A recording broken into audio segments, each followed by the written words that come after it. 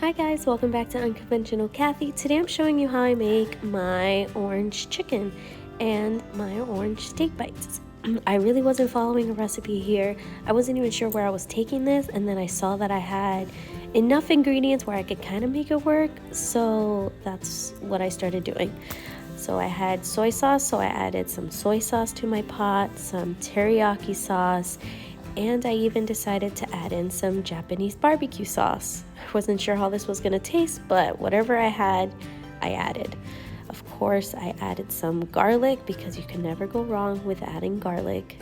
Well, I mean, you can in some recipes, because if you added it to cinnamon rolls, you could probably go wrong there. But at least for this one, I felt good about it. I added 2 tablespoons of brown sugar. And then I just went tasting this as it cooked, and I saw if I needed more sugar or less. And then at this point, that's when I decided to make it an orange sauce because I had some oranges. So I started off with adding some zest from 2 oranges. And because I only had 2 oranges, I started to squeeze the life out of them, trying to get as much of that juice as I can from them. And then it ended up not being enough orange flavor, so I started to improvise, and I remembered I had some mandarin fruit cups, so I added the juice from that to my sauce, and then it had that perfect orangey flavor.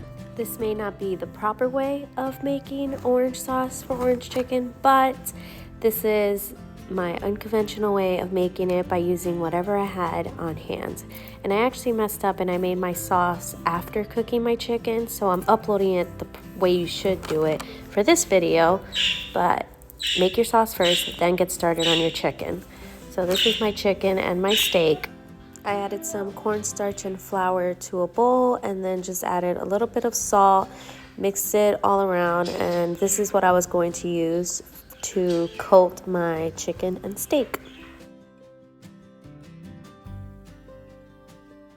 I wanted the steak to be in smaller pieces, so now I just grabbed it and I started to use my amazing knife to cut it into bite-sized pieces, and then I just went tossing them into the flour and cornstarch mixture, gave it a toss around, and then tried to get any excess flour off and just added it back to the bowl. And then I got my chicken and I did the same exact thing to the chicken with coating it with the flour. I didn't cut my chicken into cubes because I just didn't feel like cooking a bunch of small pieces of chicken, so I left it in the strips. Then I added some vegetable oil to a pan, and I just added enough to cover the pan entirely, and it wasn't going to be enough to fully submerge all of this in oil, but just enough to fry your chicken and steak in. So make sure that it's hot, and then add your chicken to your pan. And I don't know how long to cook these on both sides, so because I feel like it always varies, but just make sure you cook your chicken all the way. That's what I did, just made sure that my chicken was cooked all the way, so you should probably do the same.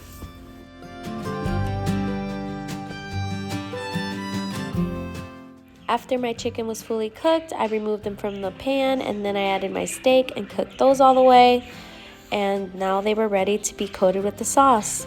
I could have let the sauce cook down a little bit more to thicken, but I was just hungry. My kids were hungry, and the sauce tasted good already. So I just added it to the chicken and the steak, gave it all a toss to make sure that they were all fully coated. And that's about it. The sauce was really good on the chicken and the steak, and it also went really well with the rice. I ended up just drizzling some on the rice, and it tasted good. Everybody said that it was good, and I was just surprised because I improvised in this whole meal. So whenever you get a compliment, it's always a good thing. But I hope you guys enjoyed the video. I have another video out on how I made my hibachi style fried rice if you want to give that a look. Otherwise, I hope you guys have a great day, and I will talk to you soon. Bye.